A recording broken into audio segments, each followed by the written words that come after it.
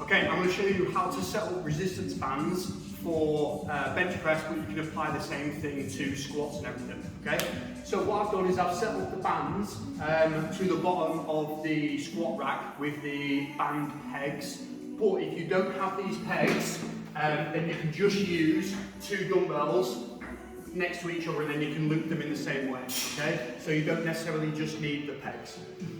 So when we use the bands, what we're trying to do is make sure that there is tension from the bands throughout the full lift. Okay, so if I'm going to do bench press, you can see at the bottom of the rep that the bands still have a bit of tension to them. They haven't fully relaxed.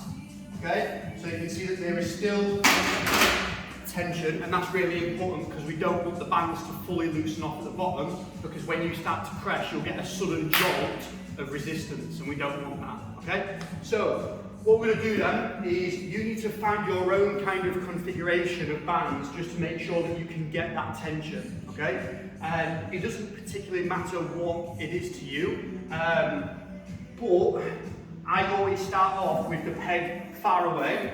Okay, far away from it. I'm then going to come under them all, back under,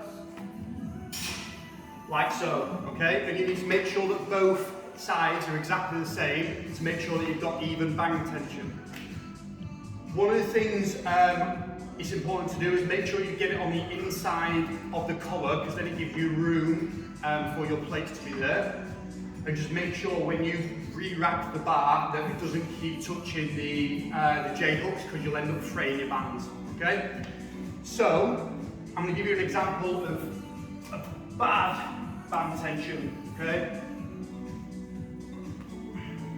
So, this one.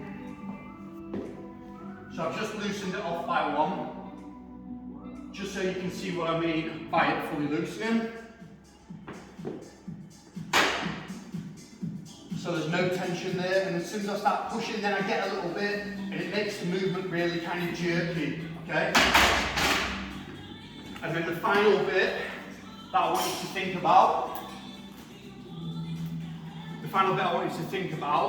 is the band, okay? The line that it's going in line with, okay? This is going to make a difference to the direction that you want to be pushing. So you want this anchor point to be directly below where you're going to be pressing from. If you've got it too far that way, the band is going to want to pull you that way, so it's going to change the mechanics of your lift a little bit. So make sure that it's roughly on a bench press in line with your chest. When you're squatting, it wants to be in line with your feet. Yeah, and that's pretty much everything you need to know about band tension. In terms of measuring it, what you can do is get a luggage scale. If you get a luggage scale, you can basically attach it here and hold it to different heights, just so you can see at what part of the movement how much tension is being provided from the bands. Okay? Other than that, that is pretty much everything.